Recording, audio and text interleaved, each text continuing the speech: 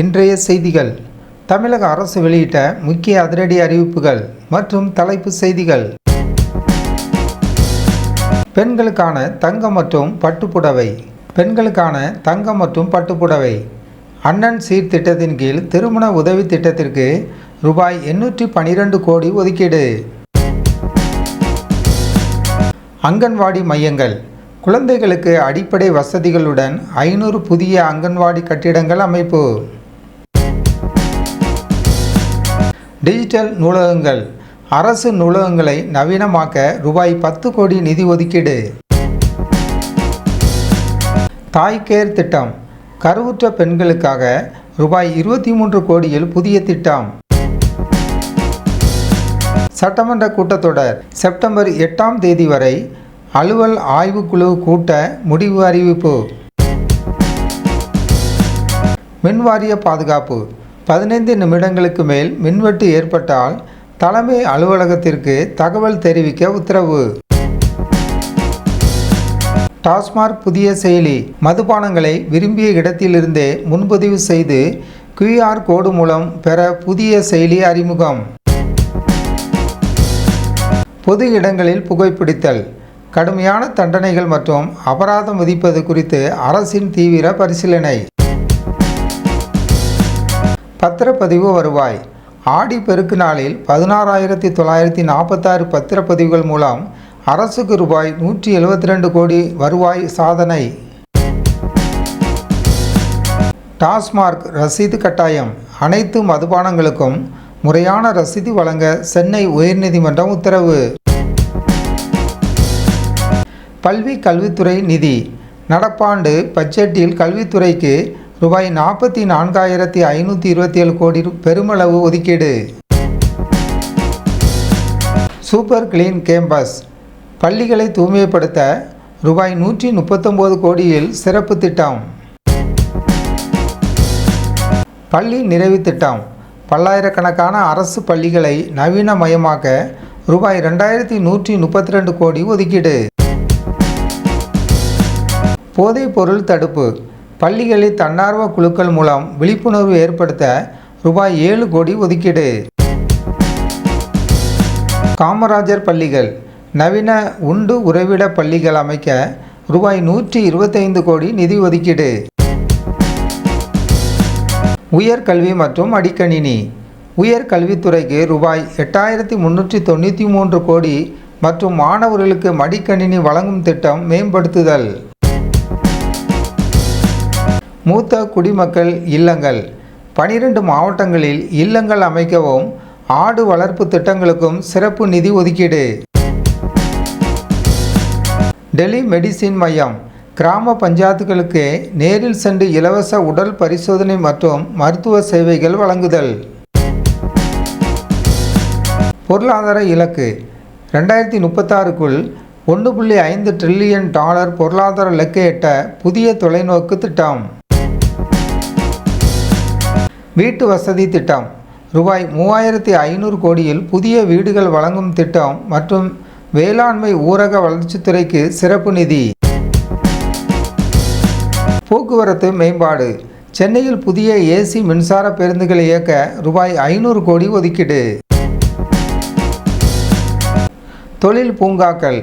5 ஆண்டுகளில் சிப்காட் மூலம் புதிய தொழில் பூங்காக்கள் மற்றும் AI நகரம் அமைப்பு. விளையாட்டுத்துறை மேம்பாடு. 5 ஆண்டுகள் மற்றும் சிறப்பு நிதி. மின் வாகன சார்ஜிங்.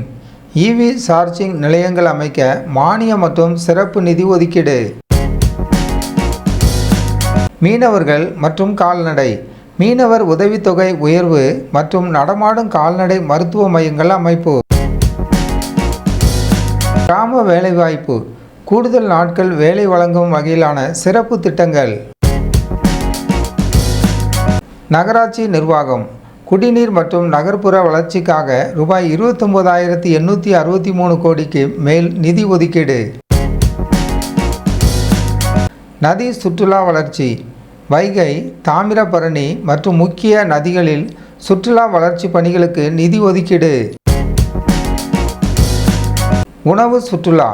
தமிழ்நாட்டின் கலை மற்றும் உணவு பண்பாட்டை பிரபலப்படுத்த ரூபாய் 20 கோடியில் சிறப்பு திருவிழாக்கள். ஆன்மீக மற்றும் புனிதம். மூத்த குடிமக்களுக்கு ஆண்டுதோறும் இலவச ஆன்மீக புனித பயணம் மற்றும் கோயில் திருப்பணிகளுக்கு நிதி. விண்வெளி மண்டலம். தூத்துக்குடி மற்றும் நெல்லை மாவட்டங்களில் விண்வெளி தொழில் முதலீட்டு மண்டலம் அறிவிப்பு. திரைப்பட பைரசி தடுப்பு. இணையதளங்களில் மற்றும் டெலிகிராம் சேனல்கள் மூலம் நடக்கும் காப்புரிமை மீறல்களை தடுக்க கடுமையான நடவடிக்கைகள். மகளிர் உரிமை தொகை குறித்த விளக்கம். புதிய திட்டங்களை முழுமையாக செயல்படுத்த 1.5 ஆண்டுகள் தேவைப்படுவதால் மகளிருக்கான ரூபாய் 2500 உரிமை தொகை திட்டம் செயல்பாட்டுக்கு வர மேலும் 1 வருடம் ஆகும் எனவும் அரசின் வருவாயை அதிகரித்த பின்னரே இத்திட்டம் நடைமுறைப்படுத்தப்படும் எனவும் நிதித்துறை செயலாளர் சித்திக் தெரிவுபடுத்தியுள்ளார். சேவை உரிமை சட்டத்திற்கு வரவேற்பு. தமிழகத்தில் விரைவில் சேவை உரிமை சட்டம் கொண்டுவரப்படும் என்ற அரசின் பட்ஜெட் அறிவிப்பிற்கு பாமக தலைவர் அன்புமணி ராமதாஸ் தனது வரவேற்பை தெரிவித்துள்ளார். நிதி நிலைமை சீரமைக்க கால அவகாசம். தமிழ்நாட்டின் தற்போதைய நிதி நிலைமை சற்றே நிலையில்லாமல் உள்ளதாகவும் அதனை முழுமையாக சீரமைத்து ஸ்திரமான நிலைக்கு கொண்டுவர குறைந்தபட்சம் 2 ஆண்டுகள் தேவைப்படும் என்றும் பட்ஜெட் உரையில் அமைச்சர் மரிய வில்சன் குறிப்பிட்டுள்ளார். சமூக நீதித்துறைக்கு பாராட்டு.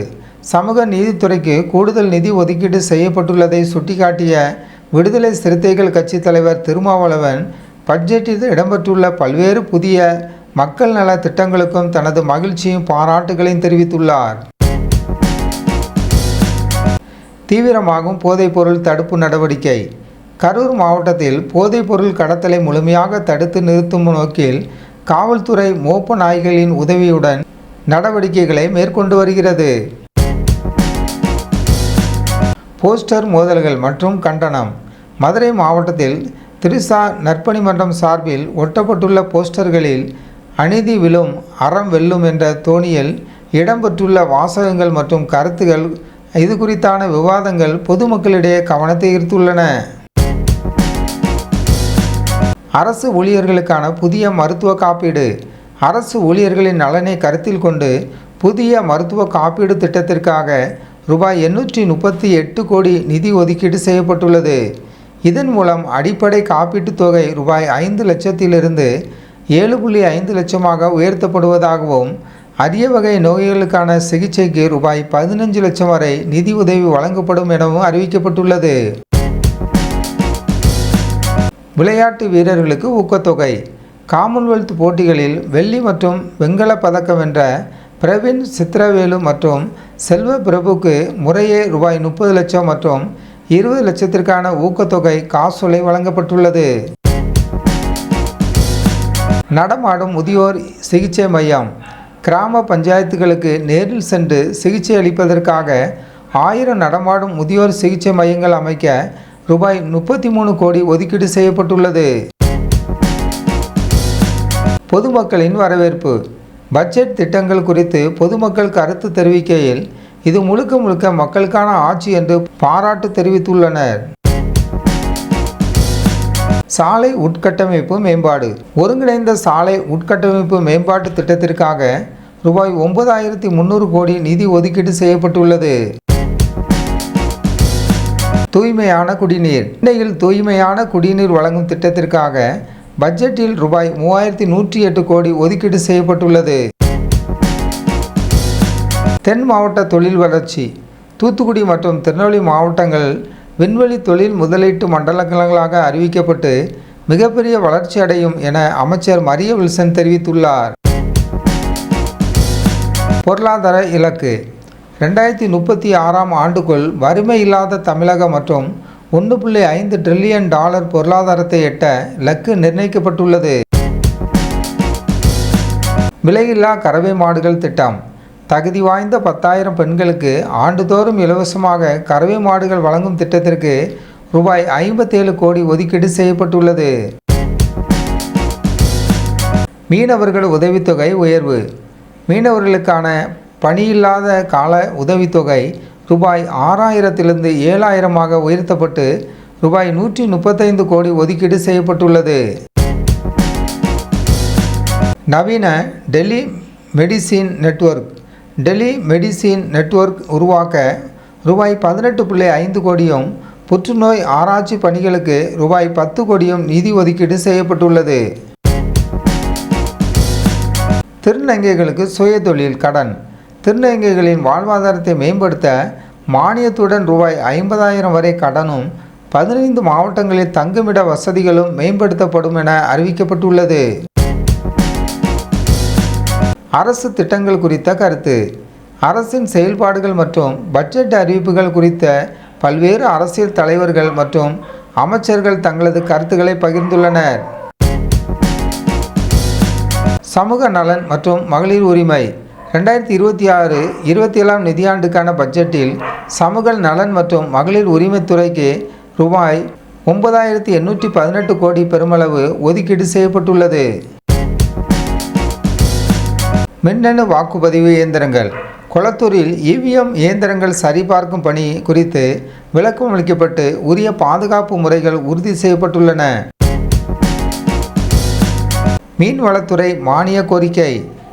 மீனவர்களுக்கான பல்வேறு புதிய அறிவிப்புகள் மீன்வளத்துறை மானிய கோரிக்கையின் போது வெளியிடப்படும் என அமைச்சர் ஸ்ரீநாத் தெரிவித்துள்ளார்.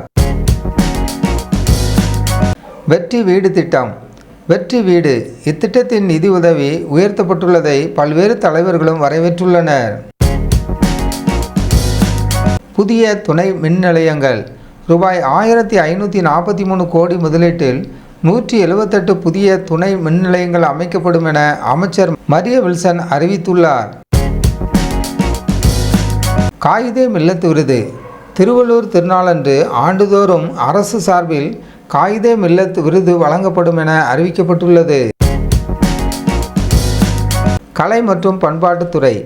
மாநிலத்தின் கலை மற்றும் பண்பாட்டை பாதுகாத்து வளர்க்கும் துறைக்கு ரூபாய் 775 கோடி நிதி ஒதுக்கீடு செய்யப்பட்டுள்ளது. CPM கட்சி வரவேற்பு.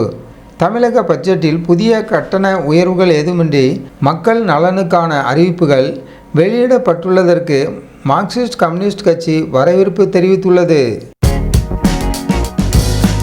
திரைத்துறை பிரபலங்கள் குறித்த பகிர்வு. திரைத்துறை சார்ந்த பிரபலங்களின் சமூக பணிகள் மற்றும் நற்பண்புகள் குறித்த நெகிழ்ச்சியான தகவல் பொதுவெளியில் பகிரப்பட்டுள்ளன. பேரிடர் மேலாண்மை நிதி. சூப்பர் எல் நினோ போன்ற இயற்கை பாதிப்புகளை எதிர்கொள்ள மாநில பேரிடர் மேலாண்மை நிதியிலிருந்து ரூபாய் 340 கோடி ஒதுக்கீடு செய்யப்பட்டுள்ளது. காமராஜர் கல்வி திட்டம். மாணவர்களின் கல்வி மேம்பாட்டிற்காக கொண்டுவரப்படும் காமராஜர் கல்வி திட்டத்திற்கு மக்களிடையே பெரும் வரவேற்பு கிடைத்துள்ளது. டாஸ்மாக் ரசீது கட்டாயம். டாஸ்மாக் கடைகளில் விற்கப்படும் அனைத்து மதுபானங்களுக்கும் முறையான ரசீது வழங்கப்பட வேண்டும் என சென்னை உயர்நீதிமன்றம் உத்தரவிட்டுள்ளது. கோவில் திருப்பணிகள். அடுத்த 5 ஆண்டுகளில் 3000 கோவில்களில் திருப்பணிகள் குடமுழுக்கு மற்றும் பழமையான திருக்கோவில்கள் புனரமைக்கப்படும் என அறிவிக்கப்பட்டுள்ளது. மரிய நோவா நியூஸ் சேனலுக்கு புதியவராக இருந்தால் மரிய நோவா நியூஸ் சேனலை சப்ஸ்கிரைப் பண்ணுங்கள்.